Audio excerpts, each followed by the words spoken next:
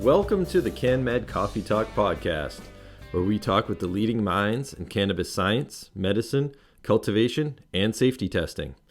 I am your host, Ben Amaralt. I'm the marketing manager at Medicinal Genomics and proud member of the team that puts on the CanMed conference every year.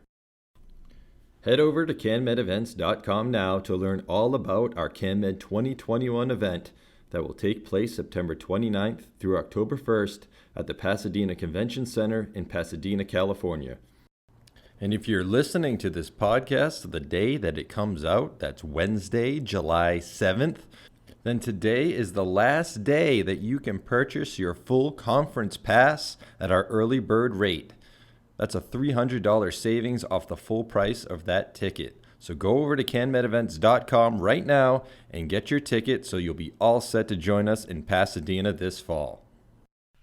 In other news, we have officially launched our CanMed archive page, which includes over 100 CanMed presentation videos dating back to our first event in 2016.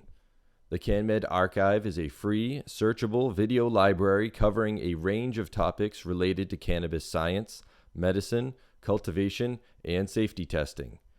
Go to canmedevents.com and click the banner on the homepage to check it out. I also want to remind everyone that the healthcare provider study we are doing with the Cannabis Center of Excellence is still ongoing. If you are a healthcare provider, please take a few minutes to complete the survey to help us better understand medical cannabis knowledge, attitudes, and practices among healthcare providers in the U.S. and Canada.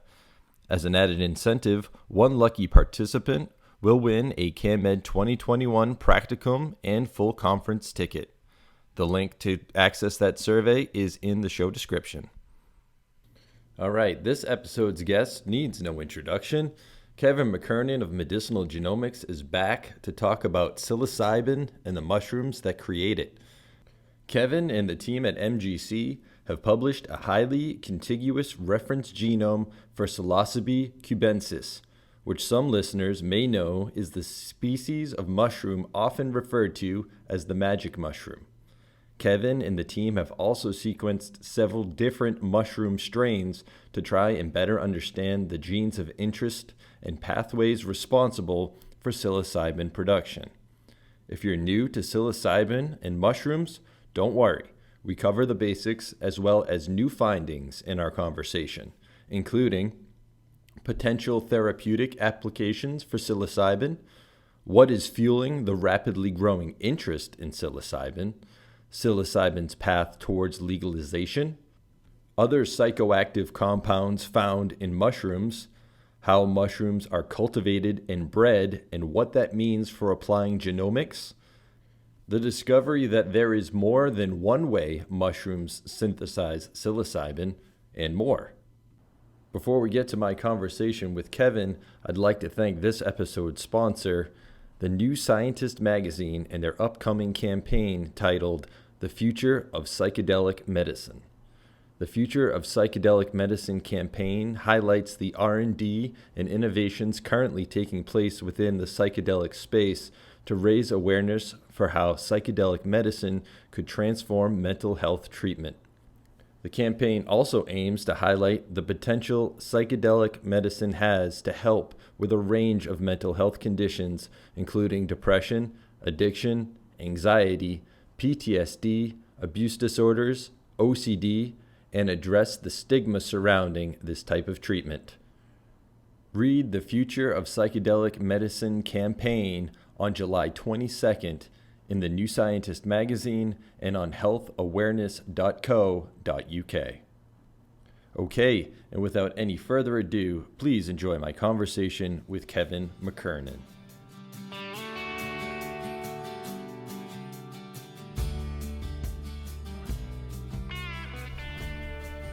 Good afternoon, Kevin. Thanks for joining us.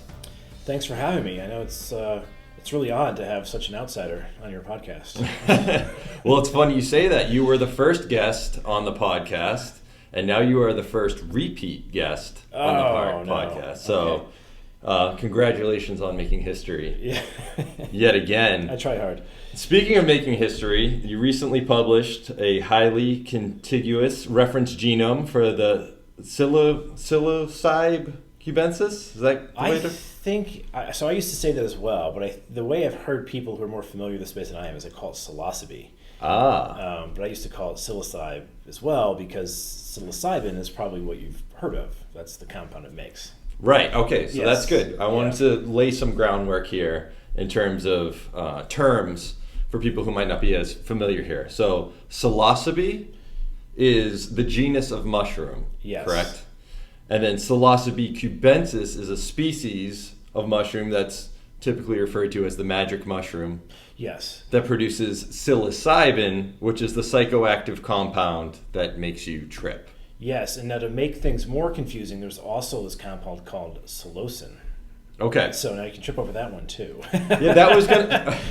So that was gonna be one of my questions. So say all 5 things fast. Right? Is there compounds in addition to psilocybin that can create the psychoactive effect? So there is a suggested entourage effect, if you will, that we don't know much about at the moment. So I don't know how psychoactive they are, but they're certainly tryptamines. So there's other tryptamines in the mushroom that are in the pathway, just like in cannabis, where there is olivitol, and then you get CBG, and then CBG gets folded into a variety of other cannabinoids. There's a similar thing going on in making these tryptamines, is that there are precursors to psilocybin, which is psilocin, and then in the pathway there's also these other different methylations on the molecule, much like maybe different tails you might have on cannabinoids, that are baeocystin and originacin, and then there's norpsilocin and norbaeocystin. So there's a spectrum of these things, and I'd say we mostly know about psilocybin, and we do know the mushrooms make a variety of these different compounds, and we don't yet know which mushrooms make how much of each of them and what the contributions are to the psychoactive effects. So there's a lot to learn there. Another thing that came out very recently that people may not fully appreciate on these mushrooms is they also make monoamine oxidase inhibitors. This changes the metabolism of these compounds in your stomach or in your liver. So that's kind of rare in that when you look at the story of other tryptamines, like DMT is quite known from in ayahuasca, but they actually have to mix ayahuasca with some other plant that makes a monoamine oxidase inhibitor because DMT itself doesn't get through the gut. So the mushrooms figured out a couple different tricks here. It's figured out how to phosphorylate psilocin into psilocybin so that it can get through your GI. It's also figured out how to make these other monoamine oxidase inhibitors to alter your liver metabolism so that more of these things get through. So there's a lot going on inside this tiny little genome, and that's what I think piqued our interest. It shares a lot of the same similarities to cannabis in that one molecule was getting all the credit when there's probably more, and it looks like it's probably going to be going medical soon. At least it's recreationally approved in several jurisdictions, including 3 here in Massachusetts. We, in order to understand which mushrooms make these other entourage effects, we wanted to just go do a huge survey on all the mushrooms out there to figure out if we could find genetics that altered the expression of these things. So that's kind of where it started. Okay, and so it seems like interest in psilocybin is at an all-time high now. Good So point. what's fueling this interest? Well, there's several things. I think the best work on this is out of Johns Hopkins looking at cancer-related depression. However, at CanMed, I kept meeting people that have also seen some remarkable effects in cancer, like glioblastoma. I think Bonnie Goldstein told me about one case that responded to psilocybin for a glioblastoma that was not responding to cannabis, which is kind of fascinating. I don't understand the pathway and why, but they are neurogenerative, so that they do have the capacity to reprogram this default mode network in your brain, and they seem to have a lot of the properties of CBD in that they're neuroplastic and they help regenerate neurons. So they're looking at this, I think, for beyond just depression, but probably PTSD and maybe even brain injuries. So that work's really exciting. That when you look at the work in depression, it seems to be more promising than cannabinoids in many ways. In that, and at Johns Hopkins, they're doing like 3 treatments and getting like over 70% success rates, and then it's like permanent. It's not like this chronic, you must be on CBD the rest of your life type of thing for PTSD. or THC, whatever it may be, whatever cannabinoid. But what you tend to see with the cannabinoids is folks tend to be using those consistently to manage the effects, whereas the data that you're seeing with psilocybin is that 3 guided treatments, these are therapies that are monitored with professionals, and they have a massive success rate on turning around depression. So that's unique. You don't see that in a lot of other antidepressants. It's kind of like you're on them for life, and I'm curious if that's one reason why it's not getting a whole lot of attention from the pharmaceutical I would industry. think so, yeah. But that said, there was a recent article in New England Journal of Medicine that was comparing psilocybin with, it wasn't fluoxetine, but it was a similar SSRI, which is a selective serotonin reuptake inhibitor. So these are the traditional tricyclic antidepressants that are out there. And there are some drawbacks to those ones. Some of my earliest work in this field at Emory was on those compounds, and they're not as serotonin selective as you think, and they come with all types of labels, such as suicidal ideation. So those are a little frightening when you're trying to treat suicidal ideation, and one of the side effects in the label is suicidal ideation. You're kind of putting the patient in a little bit of a catch-22 there as to whether or not this drug's going to work for them.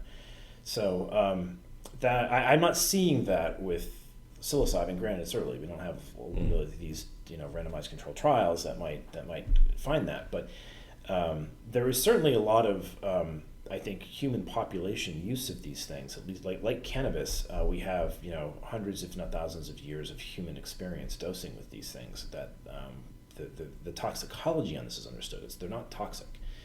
In fact, I've even seen some evidence. I'll have to find a good citation for this, but generally LSD and psilocybin are thought to be less toxic than even the cannabinoids, if you can believe that. Wow.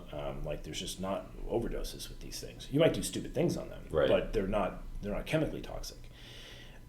So what about lasting effects? You hear people who trip and they're never the same again. I know. I'm not a good resource on that. That's probably, I bet Johns Hopkins has better data on what some of these chronic conditions and flashbacks and other things that you hear about may play a role in, because there's certainly the same type of conundrum we have looking at schizophrenia in cannabis and looking at mental illness with these psychedelics, is that they attract a lot of people who have a mental illness and are seeking to treat it, and oftentimes you don't know whether the compound helped or accelerated it, right? Right. So those need good randomized controlled trials to really sort out, but there's certainly that issue with the current treatment status that we have with SSRIs. I mean, you see a lot of these. Unfortunately, when you hear about a lot of these, gun effects in the United States, where there's kids that are running around shooting up schools, it's quite frequently they're on SSRIs, and so there's a lot to be I think reckoned with here, that the current treatments we have aren't clean of those things either, and so we need to be looking at things that are non-toxic and be giving these alternatives a chance. Yeah, another thing that you had mentioned there is when you were talking about 3 treatments that could kind of eliminate symptoms. You mentioned guided treatments under the supervision of a professional. I was wondering if you could speak more to that. I don't know what those are. I have not experienced one, so that's probably a better question for. We'll have to find somebody who has more experience with that. Yeah, and maybe just in general, like why is that more prudent in this type of therapeutic? I think they're such powerful compounds that somebody who has a bad experience with them probably needs a sober person next to them to help talk them off the ledge, so to speak. And that's the intent there, is that the dosages that they're using for these types of reversing depression almost permanently are up in using 1 to 3 grams of these mushrooms, which if they're 1% psilocybin, these things get up into, what does that put us at? If it's 3 grams, it's 1%, it's like 30 milligrams of pure compound. These, there's also a whole interest in microdosing these things, which is a completely different scenario. Right. This is not putting yourself into the point where you start to hallucinate. This is just getting a serotonin agonist in your system that is a bit more of a stimulant. And many people are reporting that they have more productivity on these things, that they're better for computer programming. We have these waves out in Silicon Valley where there seems to be this popularity and utilizing these things for almost as a performance enhancing drug, not necessarily for sports, but for getting work done. So I don't think that's necessarily getting guided. Yeah. I think that's self-guided. But I think when you get into the stage where you start getting dissociative effects, it's as a safety side of the equation, they probably want to have someone else around. Yeah, that makes sense. And now, and the whole idea of microdosing. And now, is that psilocybin specifically, or some of these other psychoactive compounds? I think I'm hearing of it with LSD and with psilocybin, and I think it probably spans the gamut. But dipping my toe in there, just talking to people, it seems as if mushrooms are quite popular for that, just because of there's some slightly different pharmacology to those than LSD. LSD is externally potent, and the receptor biology there I probably need a refresher on. But this is psilocybin is mostly hitting serotonin 5-HT2A, and LSD may tickle a few others. Okay, so we've talked a bit about the therapeutic uses for psilocybin, and you mentioned that it's legalizing in more states. How do you see the legalization of psilocybin? What's the path there, and how similar is it to what we've seen with cannabis? I think it's going to proceed faster than cannabis because it can go in the wake of cannabis. It can follow the same model. It can go through and effectively utilize the same, all right, let's get medical out first, and then perhaps there'll be a recreational component to this later. Much of the legislation for doing dispensaries is already in place, and people know how to use that playbook. So we've already seen Oregon go completely recreational. I shouldn't say recreational, decriminalized in Oregon. I think Berkeley, Oakland, Denver, Cambridge, Somerville, and Northampton here in Massachusetts have all done it. I think there's some rumblings of other jurisdictions as well, maybe in DC and a few others. So it seems as if it is moving at a bit of a faster pace than cannabis originally did, where we first saw cannabis back when the HIV epidemic just started with a medical campaign, and it took almost a decade for more of that to spread, whereas we're seeing the psilocybin motion go rampant very quickly. I think Canada is probably taking the lead here. They seem to have moved ahead much faster than anyone else. So I'm hopeful that it'll move much quicker. Now, exactly how it's going to roll in the marketplace is a good question that I don't see the cannabis flower is still half the market, and you have all these other edibles and extracts, and I don't think that's going to go away because there's just a connoisseur of people who like terpenes and like the experience of smoking flower. I don't know that we have that with chewing these mushrooms. So, I think not shiitake. It's not shiitake. It's probably going to go more into an extract mode, or capsules, or teas. Who knows? But there's certainly a different barrier to entry when it comes to growing these things. I think if you want to get involved growing cannabis, if it's indoor, there's quite a setup involved there to get lights and everything, and maybe a hydro and everything else involved. Outdoor, it's perhaps you set it and forget it outside and hope for the best. But it certainly takes more like 8 to 12 weeks to get something off of a cannabis plant, whereas these mushrooms can grow in like 2 months in a Tupperware bin in your basement. This is not something that is the barrier to entry is much lower on this. So there may be more people trying to home grow these, much like beer, than you might see with cannabis that requires lots of lights. And growing cannabis in your house, everyone knows, just stinks up your whole house. Very hard to deal with that if you want to keep it discreet. That's not the case with some of these folks who like to cultivate these things on their own. So I think there still will be a home grow market and a dispensary-based market for these things. And then there's also progress moving on the therapeutic side through the FDA. Many people are optimistic that we'll see MDMA probably through a successful trial this year and maybe get some advancement. The FDA has designated this as a breakthrough therapy. So that means it's going to have an accelerated path through the FDA. And I think once the FDA has some approved versions of this, that will help guide the folks in the nutraceutical side what to do and how to apply it. Now, there'll probably be some labeling constraints. I bet the FDA is not going to want to see the dispensaries or the nutraceutical side making medical claims on whatever they're selling. But I think that's going to very much lead the charge, that when you start seeing the FDA versions of these things roll out, it's going to give many of the physicians a hell of a lot more comfort, and it's going to give, I think, better guidance as to how these should be handled on the dispensary side of things. I was hoping we could talk a bit more about the cultivation of this, because like you said, it is very different from cannabis. And I'm thinking from a genomic side too. How does the difference in the cultivation of these mushrooms kind of affect how genomics could be used for breeding or any other purpose? That's a really good question. That's one reason why we set about sequencing all these genomes, is just to figure out like how is this market going to be different? Cannabis is so diverse that every time you make a cross, you're gambling with a new game, which is kind of fun. You get new genetics every cross. Most of the market here seems to be propagating asexually derived spores. So there's actually a little bit more clonal consistency. So when we sequenced the first 80 genomes here, we did it all with spores. So you can ship spores legally, which is really bizarre because you can't ship cannabis seeds legally. Well, maybe you can do the hemp seeds now, but in the past you couldn't, And now with spores, they're legal for taxonomic purchase because there's no you can't detect any psilocybin in them. So if anyone gets caught with spores, they ultimately test to see if there's Schedule I compound in them. There isn't.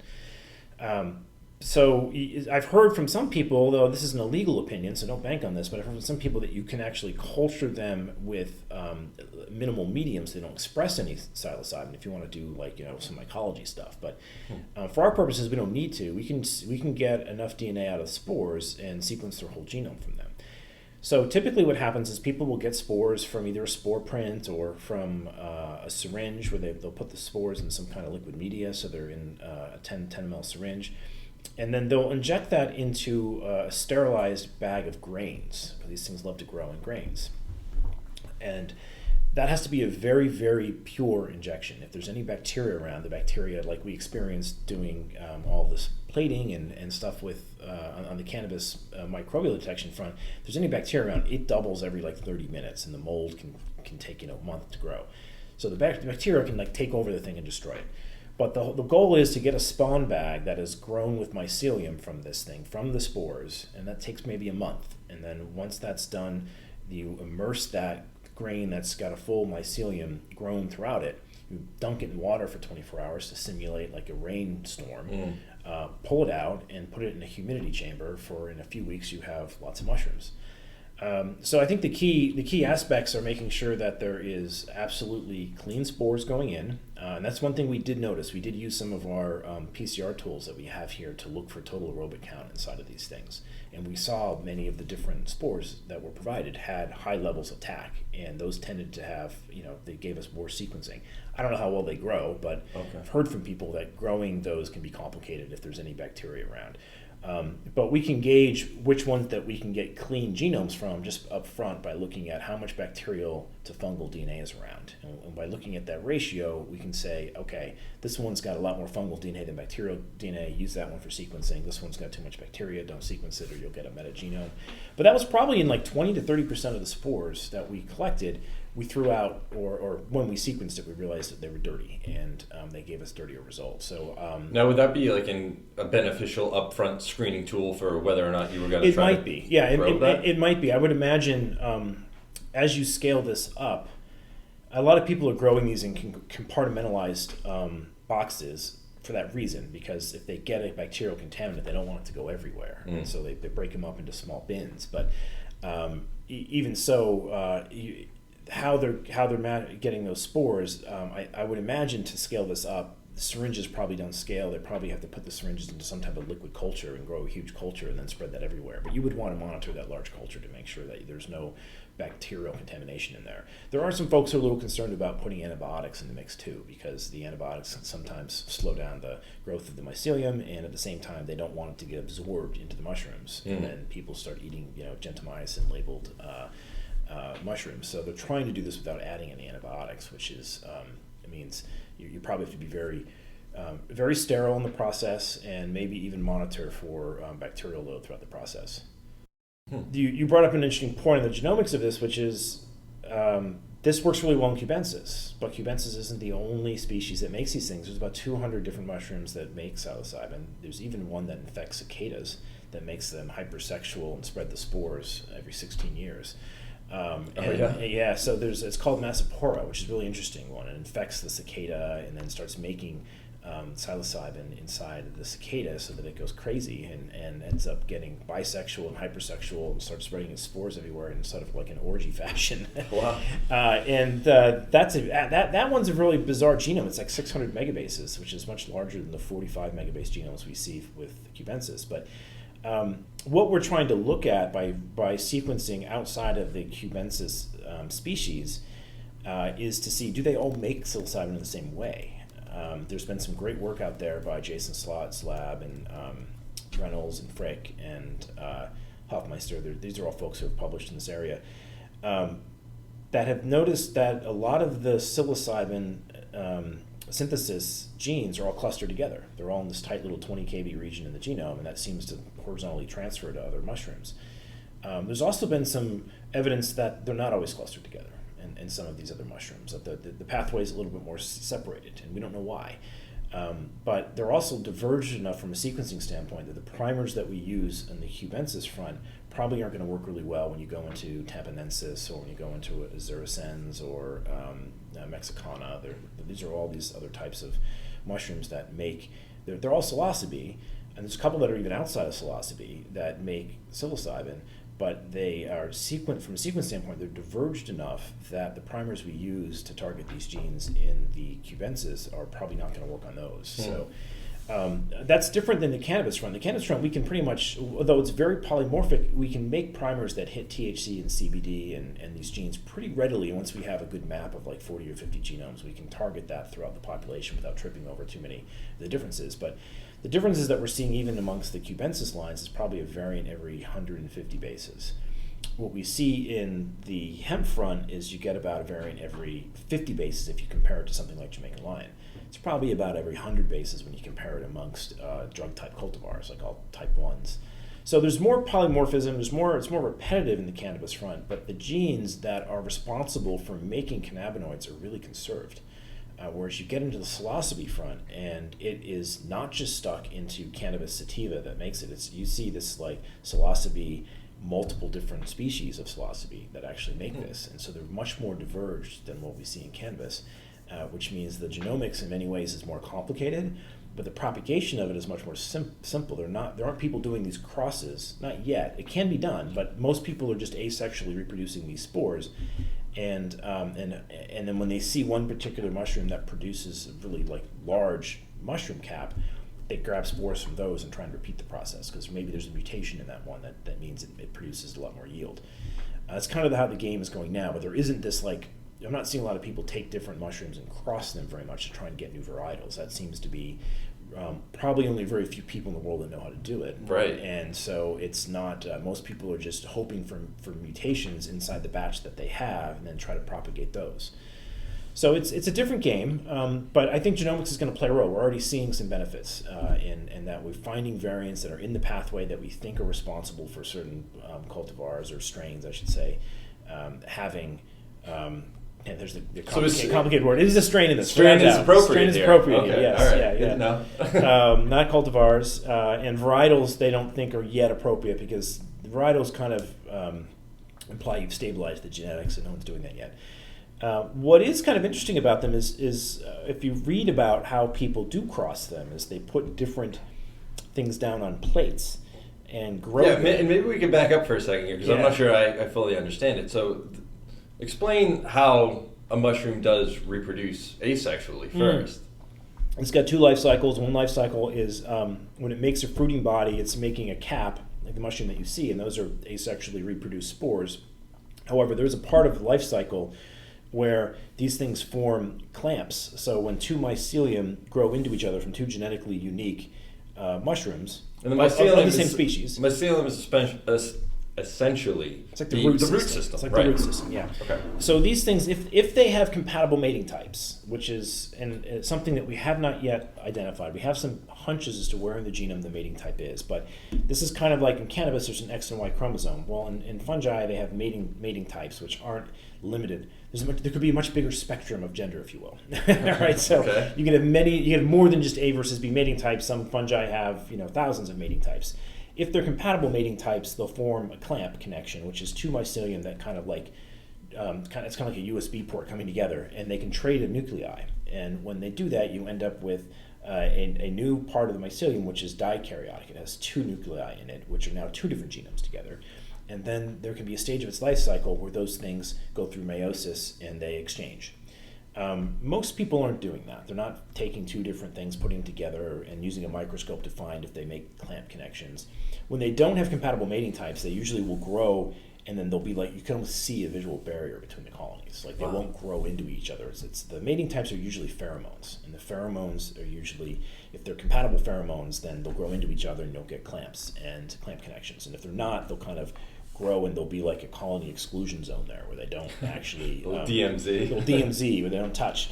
And so there are a few people out there that know how to do this. They're rare, but some are even trying to cross things across species lines, because there's some debate that maybe these things will even cross between species, which would be interesting. But unlike cannabis breeding, there's far more people in the world that know how to breed cannabis and do crosses. I think in the mycology side, at least with Psilocybe, you can probably name the people on your hand that know how to do it, and most people aren't resorting to it because it's just easier to like pick the biggest mushroom out of a particular box and see if you can grab those spores and keep propagating and selecting for things that make very large fruits and have high potency. So where exactly? So where do the spores actually come from? Oh, they come out of the cap of the mushroom. Okay. Yeah. So when the mushroom, the mycelium is almost just like a network of roots. It's not technically correct, but it's what it looks like on side of some of these grain or spawn bags.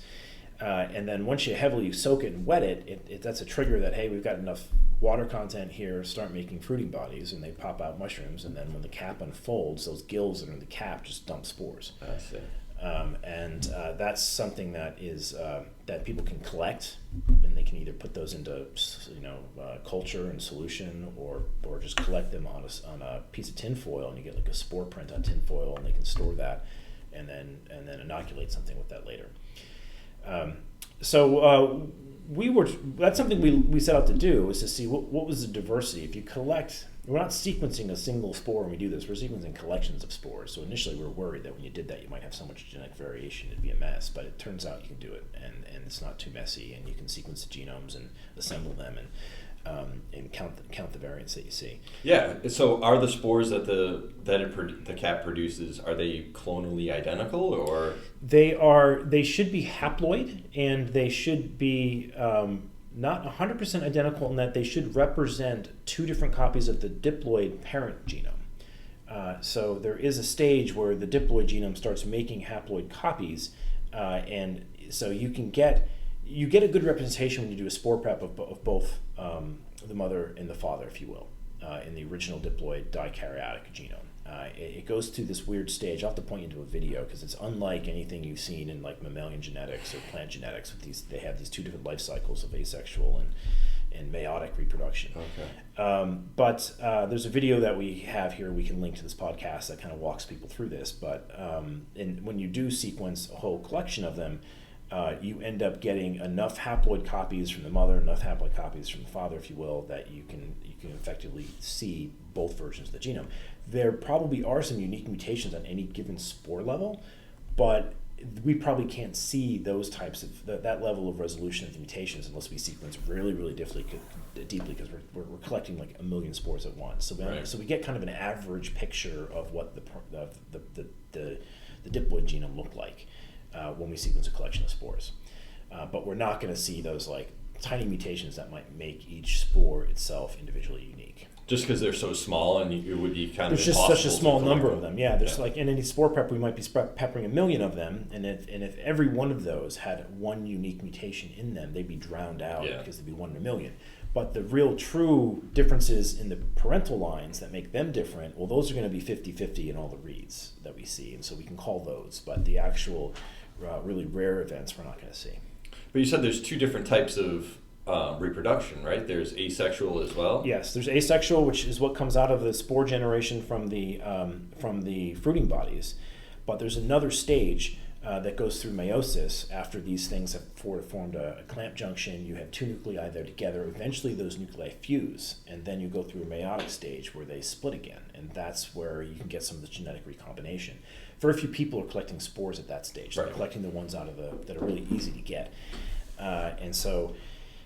For the purposes of sequencing, I think we're just based on the way the law is today.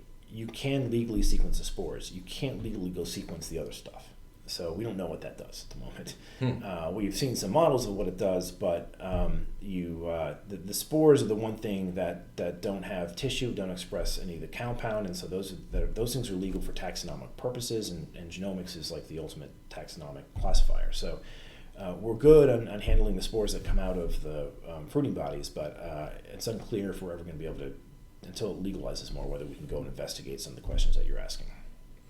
So, kind of getting towards the end here, what is sort of the most surprising thing that has come from the work that you've done?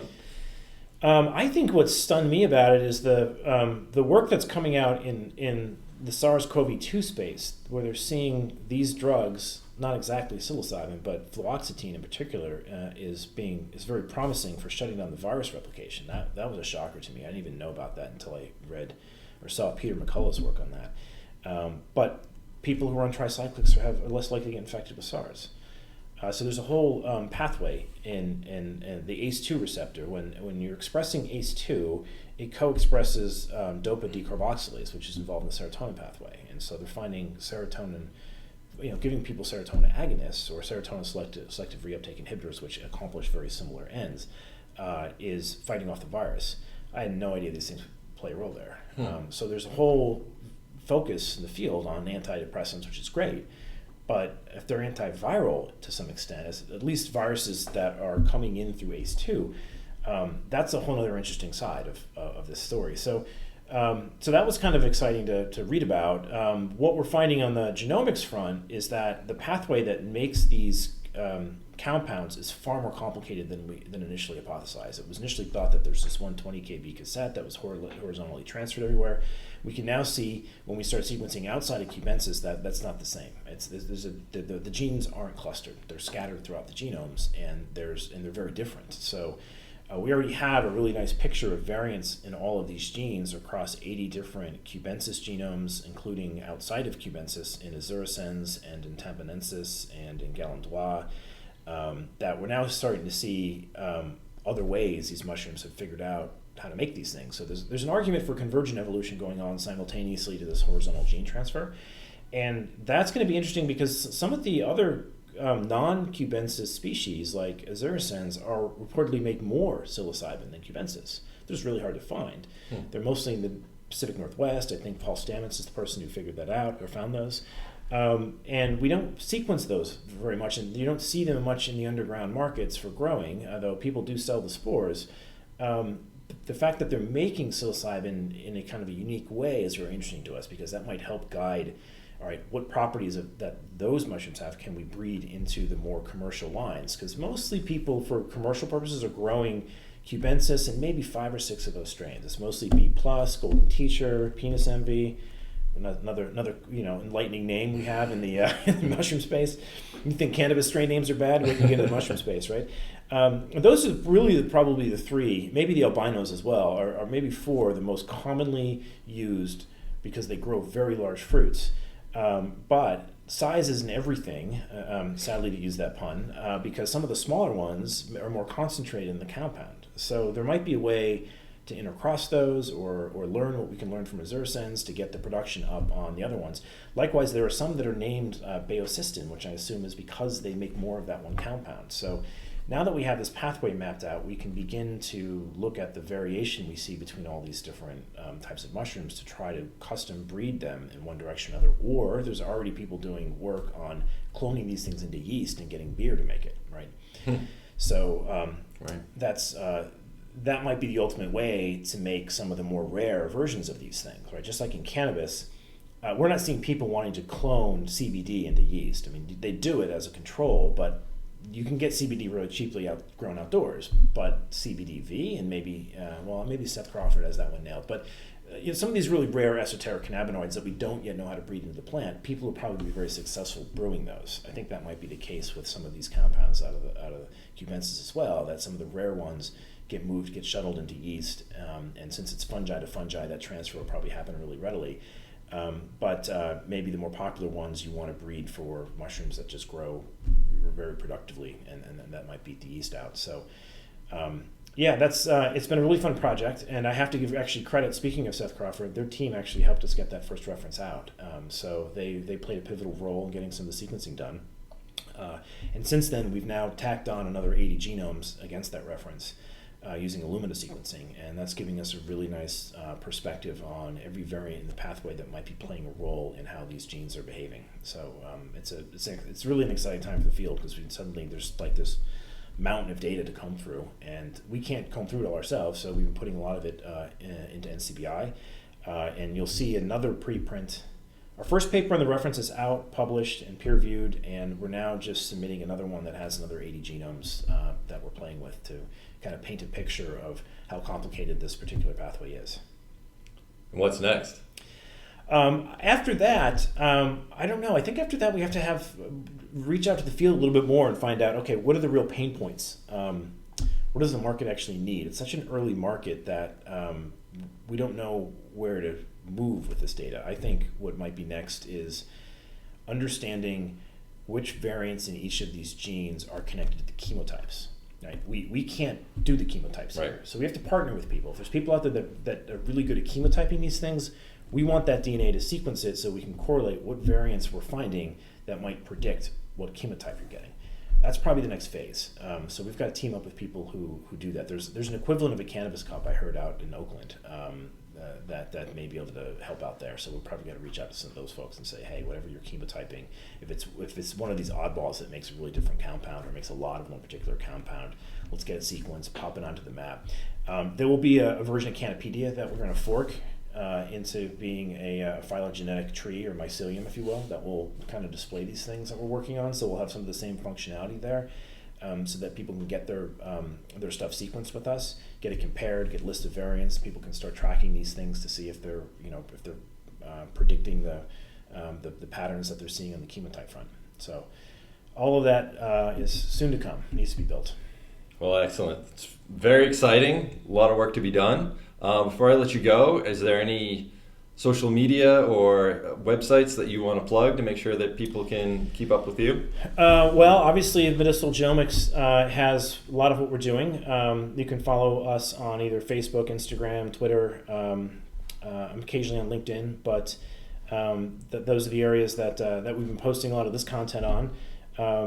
A lot of credit, obviously, going to Seth's group for helping us get the initial reference sequenced, and then there's a lot of the spore providers that have been helping as well. The group at Inoculate the World has been very supportive in getting us information on this, and you'll probably see more of this getting some attention with the High Science group that's going to be coming through here to take a look at CanMed and all the work that we're doing here. So that's another plug for those folks. It's safe to assume that your CanMed presentation this year will be on this topic? It will have some detail on this as well, yes. We're going to probably go through these 80 genomes and whatever we've discovered by September. And we're also doing some very interesting stuff on the cannabis front, so there'll probably be some virus material there that we're working toward, and a lot of the work we're doing with AOSC. All of this actually was a project that got kickstarted because we were sequencing so many genomes for AOAC to look at these yeast and mold tests, like what's actually growing on these things. And we got kind of depressed because we're constantly focused on like the pathogens, the things that hurt people, and that's giving fungi a bad rap. They're not always hurting people.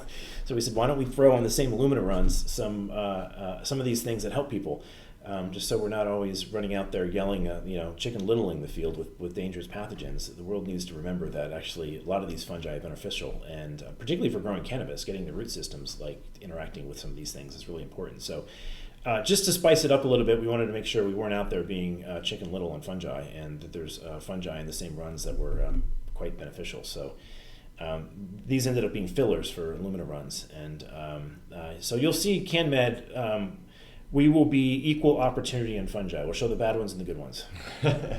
Excellent. Well, looking forward to seeing that presentation out in Pasadena, and thanks for joining us again. All right. Thanks, Ben. Appreciate it.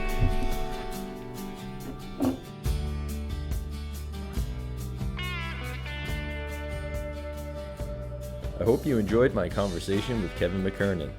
Check out the links in the show description to learn more about the topics we discussed.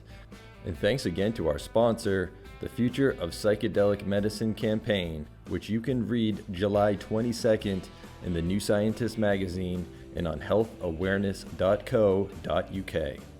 Our next episode will drop July 21st. That's 2 weeks from today. And if you are listening to this on July 7th, please go to canmedevents.com now and secure early bird pricing on your full conference pass.